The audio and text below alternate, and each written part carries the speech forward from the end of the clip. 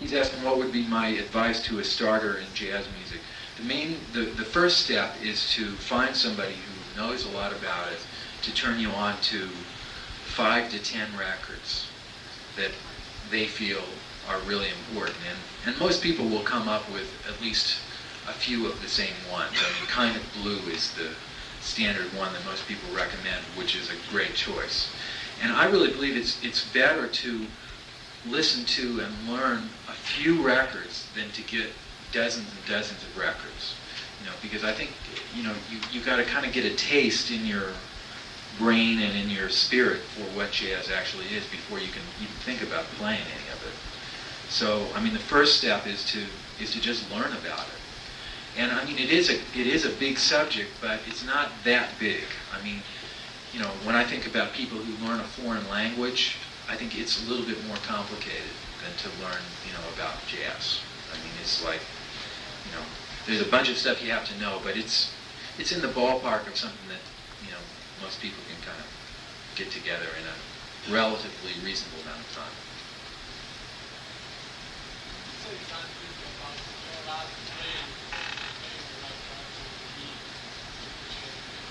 I didn't hear the last part. Say it again.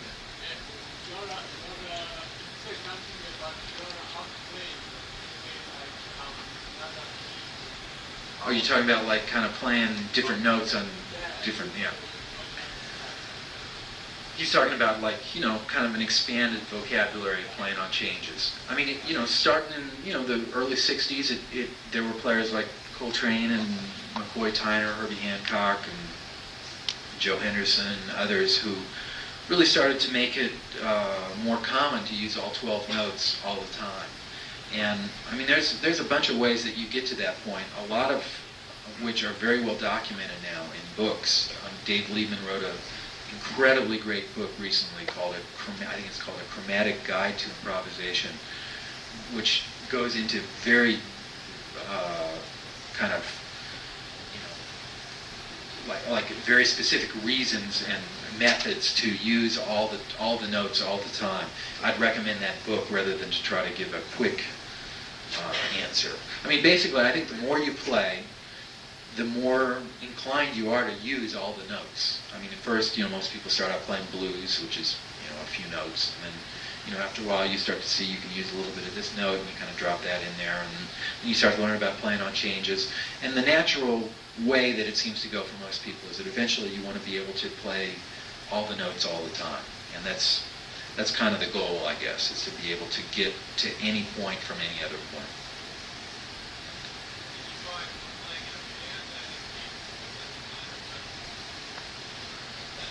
He's asking if playing in a band gave me more discipline or less discipline. Is that right? Well, to me, playing with other people is a whole skill and a whole talent within itself. And that's why I always recommend to people, like in probably the position most of you guys are in, even if it's a dumb gig, take it. And even if it's playing with people who that maybe aren't even at your level or whatever, it's good to go ahead and do it for a while. The best thing is to be in a situation where you're playing with people who are better than you, and in any situation. But I do believe that you can sit in a room playing by yourself with a metronome and be playing the hippest stuff in the world, and that may not mean a thing when you have to play with a drummer who's going to be a little bit shaky, or with another musician. And the truth is, although this actually is changing, most of the time we do play with other musicians, So I think that the skill of interacting with other players is something that's as important as learning to play.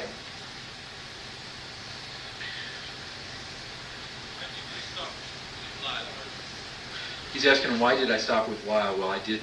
I mean, we're planning a new group record soon, and basically, having played together in my group now for 17 years, which is really kind of hard to believe, but what's made it work all that time is that, I do projects separately, and Lyle's done things separately, and the last year and a half or so, I did, something a little bit different for me, in that usually when I did projects separate from the group, they were more straight-ahead jazz projects, and I really felt like I needed to do a record that was more compositional, and the result of that was Secret Story, and then there was a about a year-long tour that followed that. So basically, I've been kind of off in that zone for the last little bit, but the plan is to make a new group record next year, so then the group will tour right after that.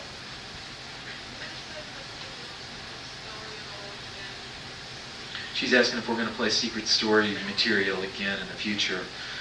I don't know, but I kind of doubt it. I mean, it was pretty hard to figure out how to play it. You know, I kind of had to put together a special band, and we had to figure out a way to present that music because it was very complicated. It involved this big orchestra, and I had to get these keyboard guys to learn this orchestral way of playing and stuff. It's possible, but I'm not planning on it.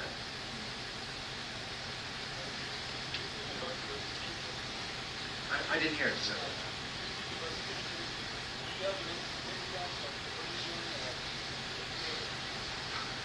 I guess you're asking about philosophy or religion or something like that?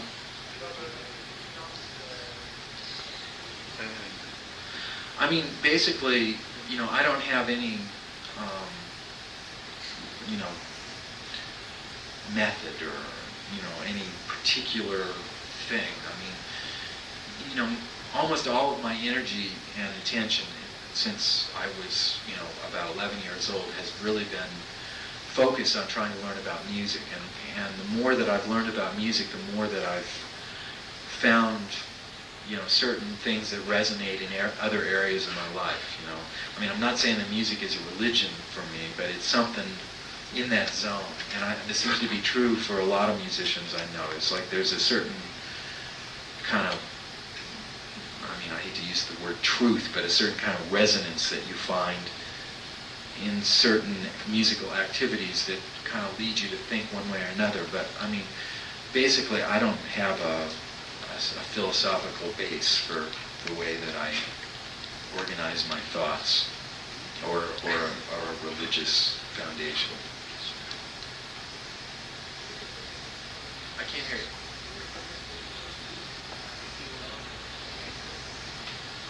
He's asking who were my biggest influences as an arranger. Well, you know, part of the thing for me at the time that I started my band was that I wanted to try to use the small group setting of a 4 or 5 piece group and try to use the technology that was emerging. And that's one thing that the Pat Metheny group thing has been about, is that we've really tried to involve ourselves with synths and sequencers and all that stuff, and have really tried to use it in a musical way. And most of that kind of comes under the category of arrangement. Certainly the most advanced use of synth up till the time that we came along was Joe Zawinul. And he certainly was a big influence on both Lyle and myself. But, you know, for me, a lot of it goes back to big band stuff. I mean, I've often seen my band as a big band, but with just fewer people and different instruments, and instead of the third trumpet player actually having to sit there each night and play his third trumpet part, you know, it happens in a slightly different way. So, I mean, you know, I did, when I was in high school, write a bunch of music for big bands and for concert bands and a little bit for orchestra. And, you know, that's pretty much how I learned to do it, and it was really just a transference of that to, you know, what our group setting is.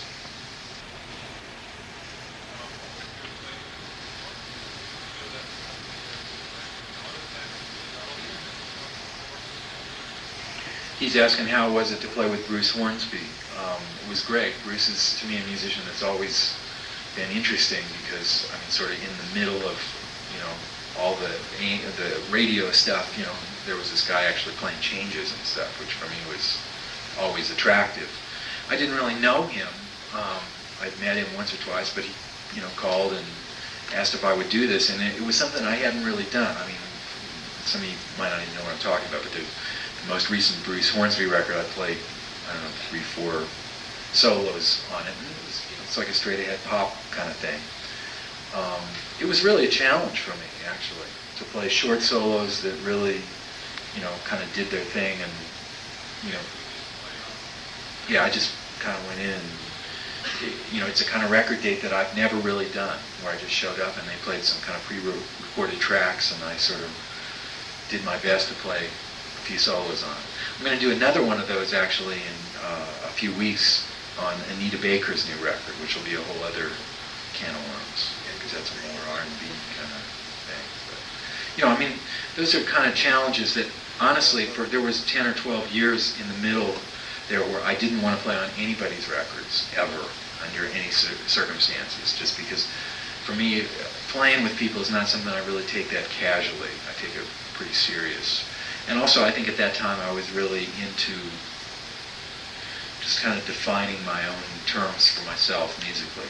Now I feel a little bit more open to doing things like that. So if somebody really cool like Bruce or like this Anita Baker thing, I'd say yeah.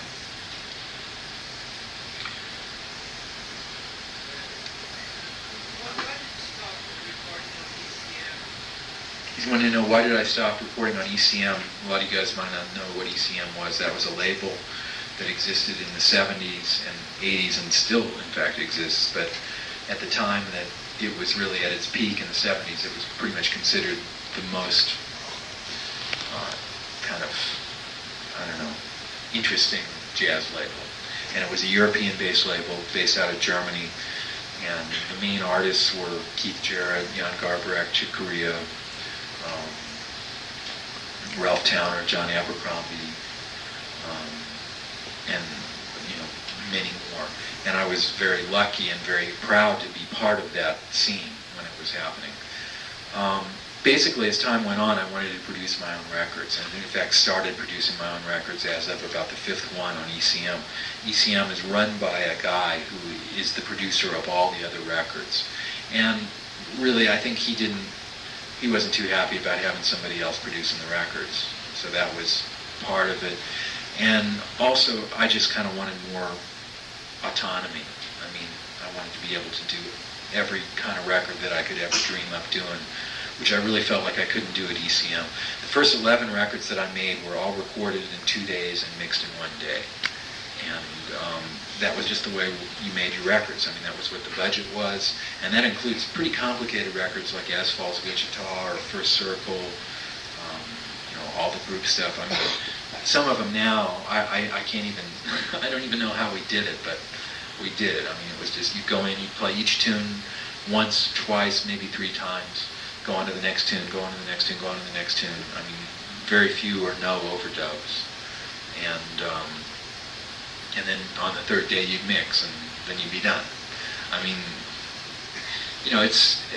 I still sometimes make records like that. I made a record a couple of years ago with Dave Holland and Roy Haynes, and that one we actually recorded and mixed in 5 or 7 hours. It was just like the whole thing. That was it. And we'd never even played together before. I think for a certain kind of music that can really be effective, but for a lot of the music that I have been wanting to play, particularly like a record like Secret Story, I was in there for 5 months with that record. So, it's just, I just want to be able to do all the different things that I like. Maybe we're going to do 3 more questions, so.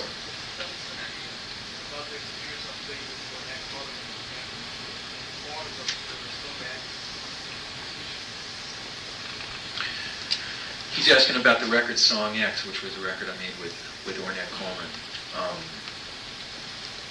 And how did we do it, and how did it work form-wise and all that. Ornette has really and truly, almost like no one else that I can think of, developed his own way of looking at music. And when we decided to do a record together, we really both had an interest in doing something that was unlike anything either one of us had done. As it turns out, it's probably closer to prime time than it is to anything that I've done before or since. But I think that that's kind of a natural way that it just went. We spent about maybe 10 days, 8 or 9 hours a day, just the 2 of us in a room playing. And it was during that time that most of the music evolved, and how we decided we were going to improvise on the tunes kind of came about those discussions. It's not a harmonic way of playing. It's not based on, 12-bar loops that you solo on. It's based more on what the melody suggests and the spirit of the song, which is kind of a more vague way of describing what the thing is. But all I can say is you sort of know it when it's happening. And there were times it was definitely right, and there were times it was definitely wrong.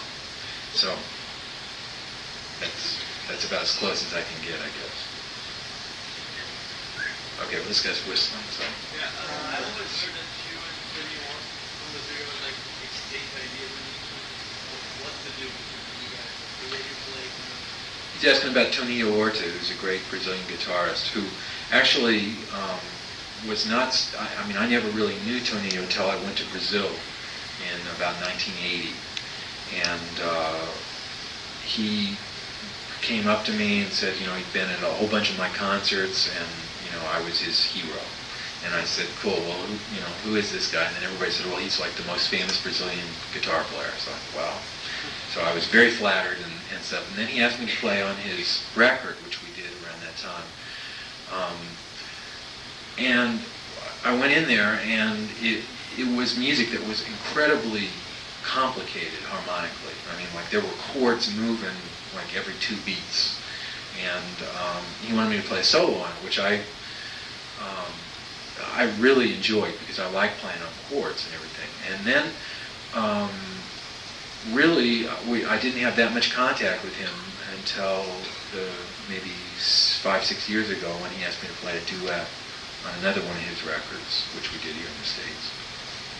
So, and then I kind of became friends with him more around that time. And I was also living in Brazil around that time, so I'd see him sometimes on the street. Yeah. Okay, last question, then we're going to fire. How I conceptualize the fretboard? Is that what you said? The guitar for me is still something that I have a shaky relationship with. I don't really think about the guitar that much, and I never really have. It's just this thing that I use to sort of get things out. And each year that I've played, I've gotten more familiar with it and sort of how it works.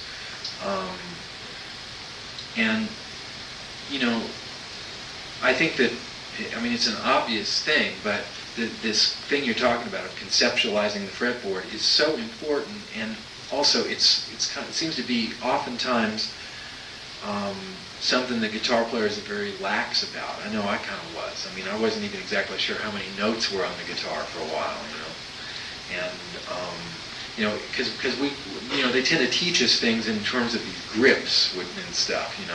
It's like we don't really get a sort of global picture of the guitar the way like a piano player would. So as I kind of started to notice this, Gary Burton, who I played with for a few years and who is a great teacher as well as being one of the best improvisers that I know, told me about a thing that he used to do when he would describe how to play on chord scales to students, which is he would say, okay, when you're like in A-flat Lydian or something like that, imagine that all of the notes that are appropriate to A-flat Lydian light up, and that you can hit any one of those. And I said, well, I wonder if I could do that on the guitar. And I realized that I couldn't really do that. I couldn't really get a complete picture of the whole thing. So, and this was a fairly long time ago. This was during the time I was playing with Gary when I was probably 18 or 19 years old. And so then I just kind of made it my business to really be able to have a total picture of the neck with like every available note under each harmonic condition lighting up. I've seen now in Guitar Player that there's an instrument that actually does this, which I've been wanting to get, which is, like these little lights that actually light up, and you can plug in a MIDI line, and it'll actually do a MIDI program change for each chord scale. So finally, if I'd had that 20 years ago, I could have played Falling Grace flawlessly, instead of fumbling a little bit. But yeah, that's how I look at it.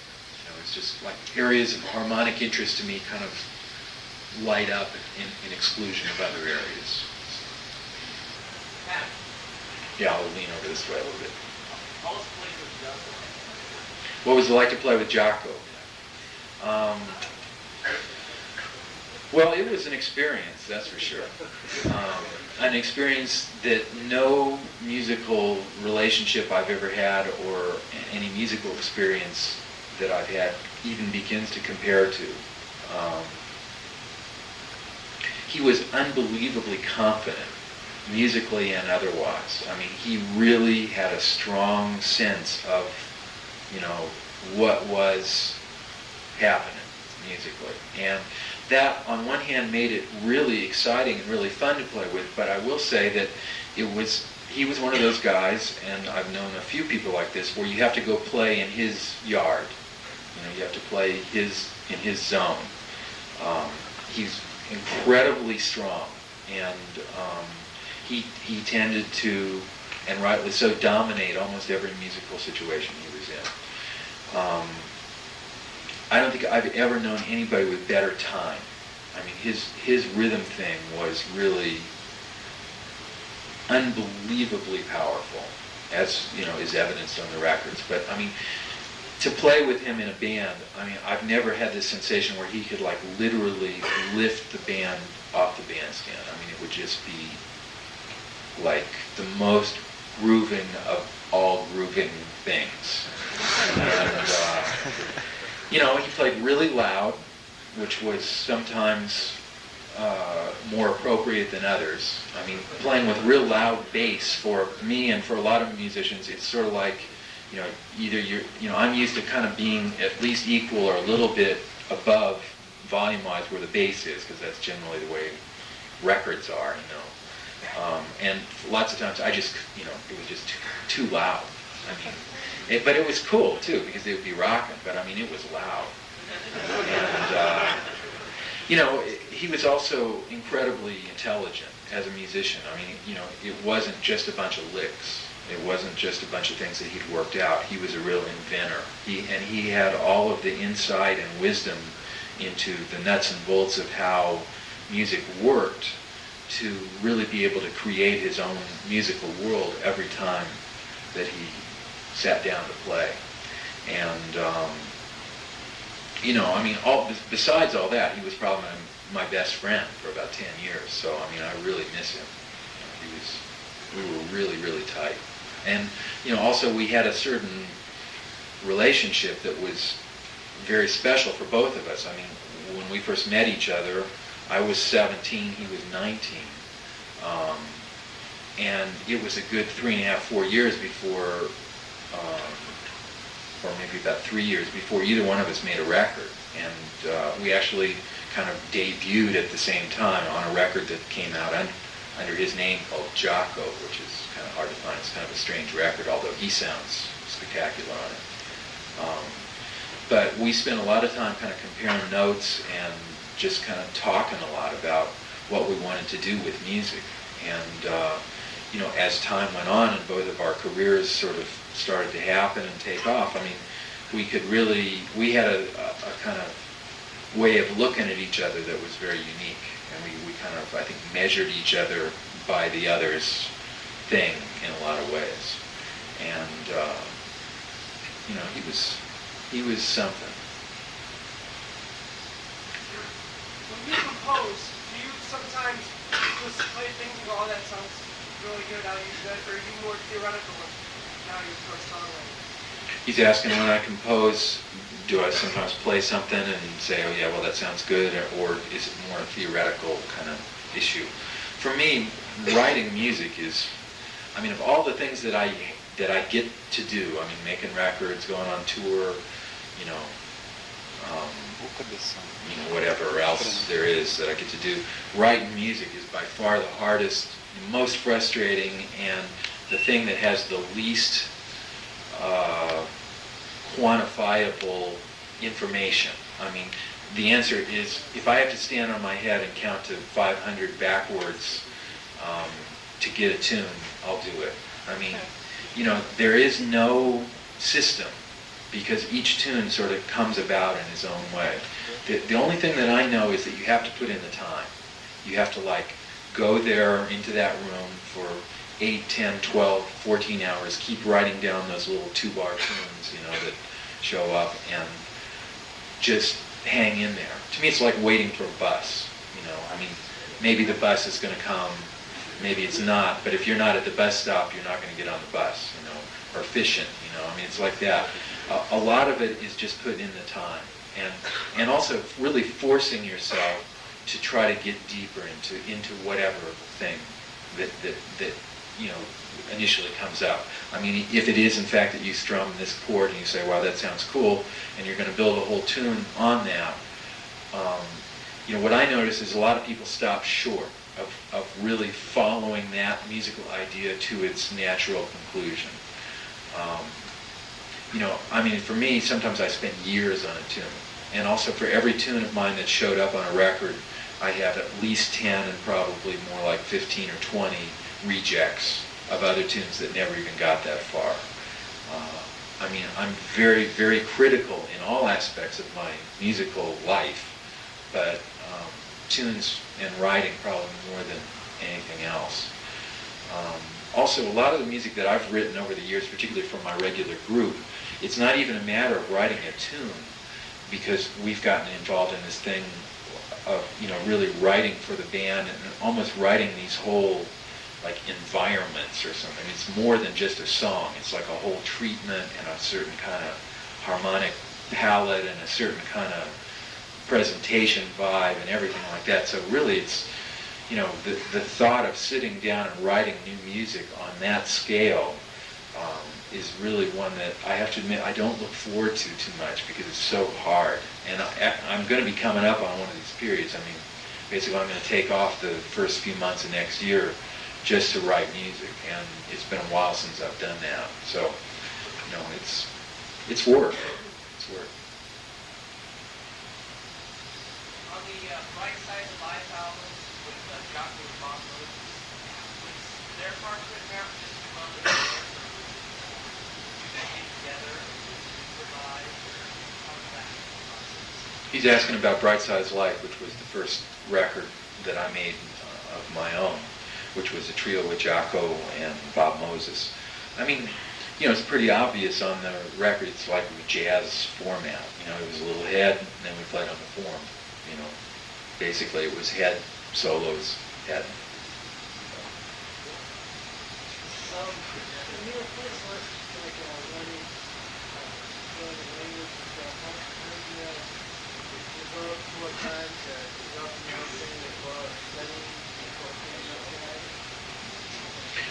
He's asking, when I first started, how did I know how much time to spend on learning the basics of the language and how much time to spend on developing my own thing? Well, I mean, for me, the first 5 years that I played, I would literally practice between, let's say, 8 and 14 hours a day. And to me, I don't see any way that anybody can learn the basics of the jazz language without doing that. It's just too hard.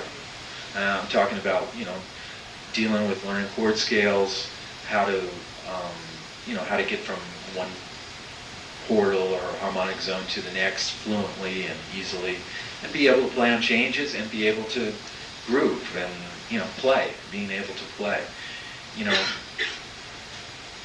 It's, what happened in American culture that developed this great language of improvisational music is something that is very serious. And,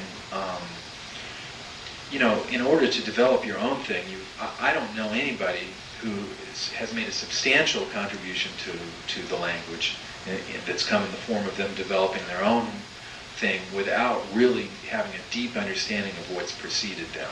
I mean, I can't think of one example. The only thing close to it is Ornette, who really did kind of find a way of looking at improvisational music that didn't necessarily follow the straight up and down harmonic languages as defined by Charlie Parker. But, I mean, I think he's somebody that comes along once every 40, 50 years, and probably he's not in this room right now. So, I mean, that next Ornette Coleman type person. So, I mean, to me, it's like, before you even think about, okay, I'm going to find my own thing, you've got to have a really deep understanding of how music works. And, to me, that's a long process that I think can combine with you having the goal of that, being your ambition. As one day I want to have my own thing, but the fundamental things that make music will never change. I don't care about samplers, drum machines, hip hop, funk, fusion, heavy metal, thrash, slash, anything.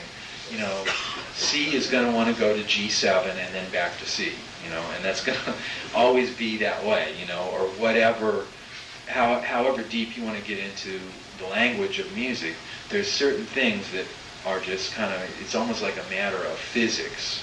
And even people like Harry Parch and people who have developed their own systems, there's a certain kind of gravity and logic and way that music seems to go that can only happen through really lots and lots and lots and lots of work.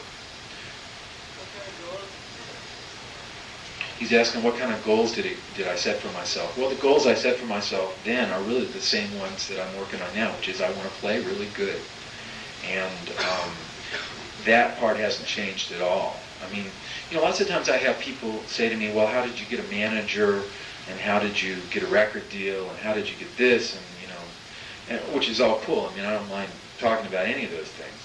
But the truth is, if you learn to play really, really good, you'll have lots of opportunities.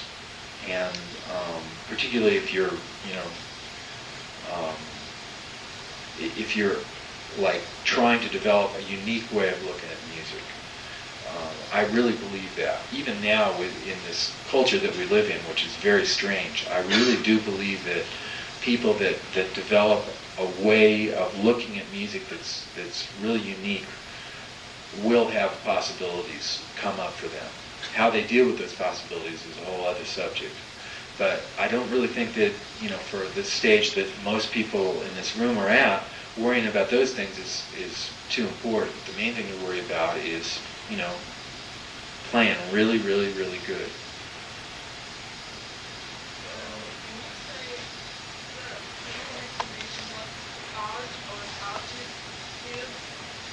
She's asking me if I can give an explanation about what art or an artist is. Well, that's a hard one. I mean, kind of philosophical. I mean, to me, one thing I will say is that I personally believe that even having said all the things I've said about traditional values or whatever of music, I mean, really understanding stuff, that I don't see the kind of music that I'm interested in playing, and this probably includes most of the music you guys are interested in a repertory way. I really believe that, I mean, basically, probably everybody in here, one way or another, is playing pop music, and I include in that term jazz, folk, R&B, etc. Music that's developed more or less in America over the last 100 years. To me, that music at its best, besides hopefully being really good music, also serves a function of representing a period in time in a way that no other form can do. Like, for instance, my favorite band ever was the Miles Davis Quintet of 1965, 66, 67, 68, with Herbie Hancock, Wayne Shorter, Ron Carter, Tony Williams, and Miles.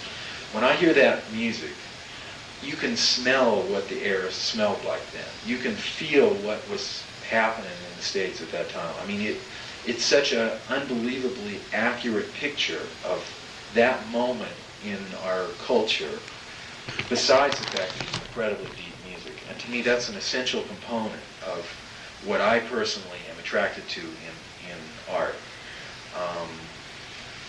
So even though I really strongly believe that everybody has to have this sort of sense of reference to what's preceded, what's gone down in music over the last, few decades, I also really believe that it's important for people to play music that's important to them right now. That's where I have a little bit of a problem with certain things that are happening in music right now, because we're in this heavy retro thing. And just for me personally, I mean, rock and roll is incredibly stuck and has been stuck for about 25, 30 years now.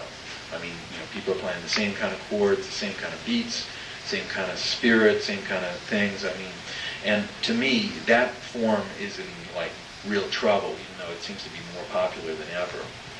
A little bit of the same thing is happening in jazz, where there's a lot of guys kind of keep looking over their shoulders, you know, at what happened in these other periods, which, as I keep acknowledging, I also really agree with.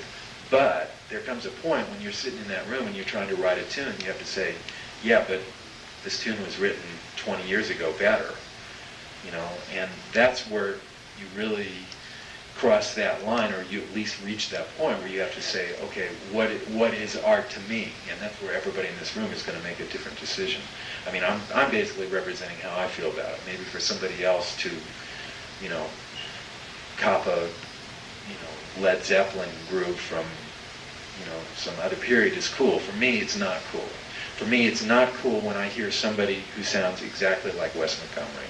You know, in fact, it kind of really bugs me. Or if I hear somebody sounding exactly like Alan Holdsworth, or if I hear somebody sounding exactly like Eddie Van Halen, I mean, I really can't use it.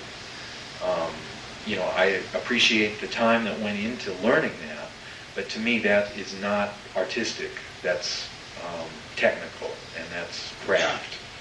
To me, the guys that are really interesting are the people who define their own terms and make their own way of looking at things artistically, and define their own aesthetic as people. And that's a whole other can of worms that unfortunately doesn't really get talked about much in this culture, because the sad fact, and I have to acknowledge this after having said all these kind of like esoteric things, is that in this culture, the chances of you getting rewarded are much higher if you sound just like somebody else right now.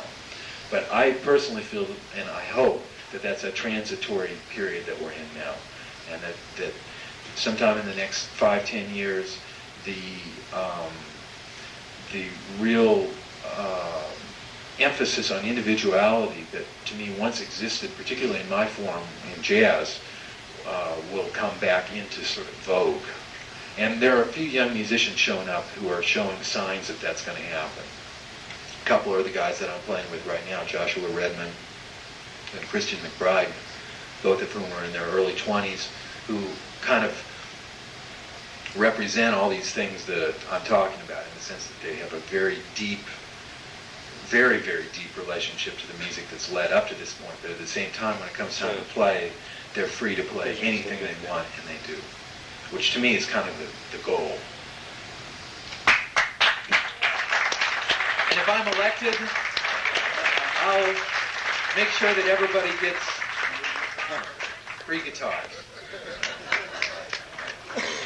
There's one song in your last record, it's called The Longest Summer, and there's a solo there. There are two solos. The first one, I hear it very sort of a conversational solo. It sounds like a conversation, like you're talking. Do you think about it, or?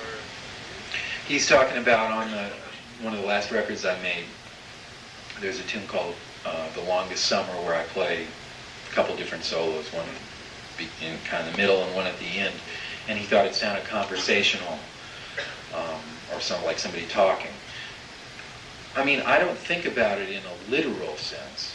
But to me, all the music that I like has a real storytelling quality to it, and particularly the improvisers that I like the most all have that in common. And actually, to me, that's an aspect of improvisation that rarely gets talked about, as much as we now have all these books and everybody knows that, you know, Dorian works on D minor and this and that. I mean, it's been very well documented about which notes work on which chords, and it's really great for me to hear, you know, younger players playing a lot of notes, and 95% of them are right now.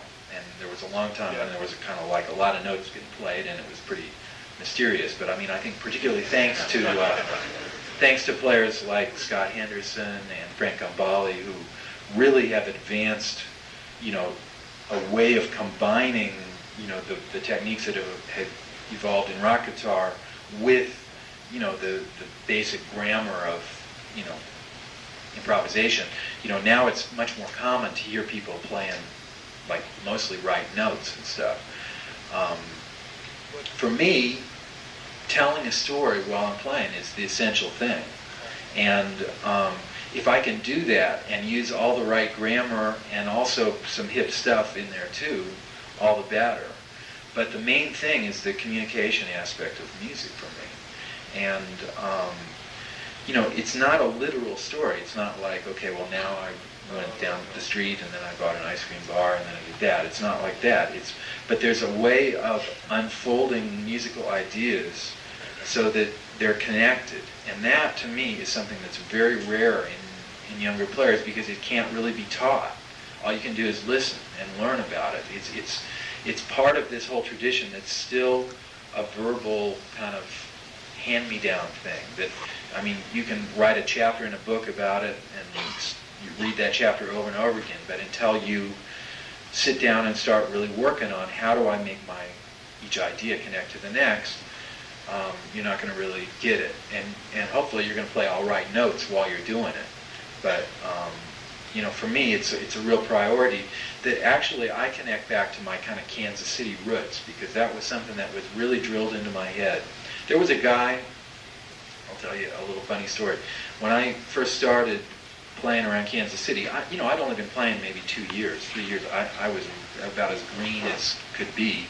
And it just so happened that in Kansas City there were very few guitar players, basically 2 other guys.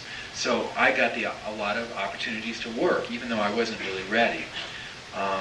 And one of the places that I played, it was with an organ trio with a trumpet player.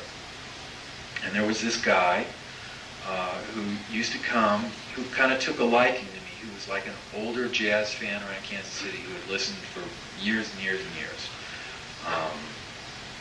And he saw that I had some potential. Now, at the same time that I was playing this music, I would go home and listen to Ornette and, Freddie Hubbard and stuff that really wasn't suited to this music, which was more like, I'm talking about like shuffles, that kind of stuff, but like jazz kind of shuffles. So, I mean, being, 16 years old, I had a tendency to overplay and to try to cram stuff in there that, in retrospect, I'm sure didn't really fit. But, I was kind of trying to figure stuff out. But this guy, I'm trying to remember his name. I think his name was Gary. He would stand right in front of me. He'd say, Pat, you got the feel, and you start to play, but then you get too technical, and you lose us.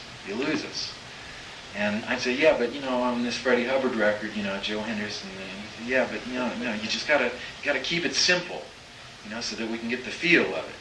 And I was like, yeah, well, okay, So, we'd be playing a tune, and he'd be standing right in front of me, and everybody'd solo, and then I'd play, he's playing like a shuffle, and I'd go, boom, boom, he'd go, yeah. And I go, boom, boom, he'd go, yeah, that's it, yeah, keep it simple, yeah. Boom, boom. And he's like standing right there,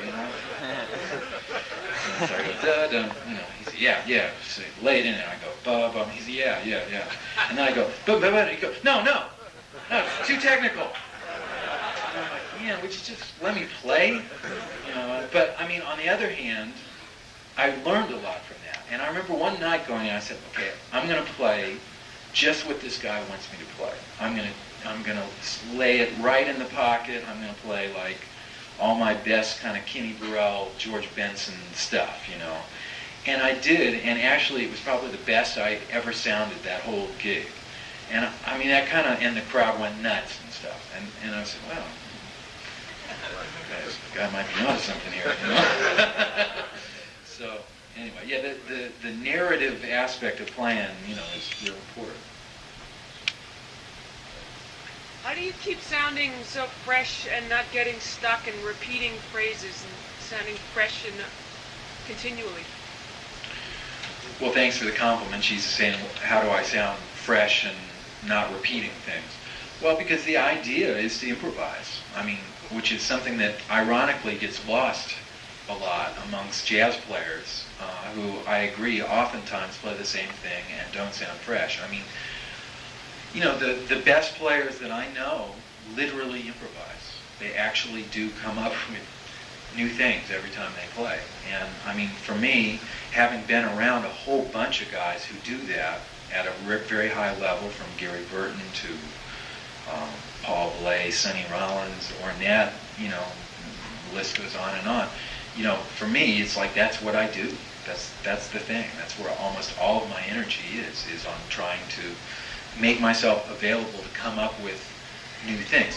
Now, on the other hand, this whole concept of coming up with new things is something that's very misunderstood, because, you know, all these people I mentioned, Gary Bird and Sonny Rollins and Ornette, all have a vocabulary. I mean, and if you when you really know how somebody plays is when you go out with them and do about 50 gigs in a row, night after night after night after night, because that's when you really see what the deal is. And every single person I know has a world that they live in as a musician, and certain things that they do, and a certain harmonic language and vocabulary and all that. But that doesn't mean that you have to be limited in that sense. To me, it's sort of like if you're a speaker and you're going to go out and tell stories every night, your specialty might be to talk about potatoes, you know. But you can make up the wildest stories about potatoes, but you're always going to talk about potatoes. I mean, maybe one night you're going to talk about potatoes from Mars, you know.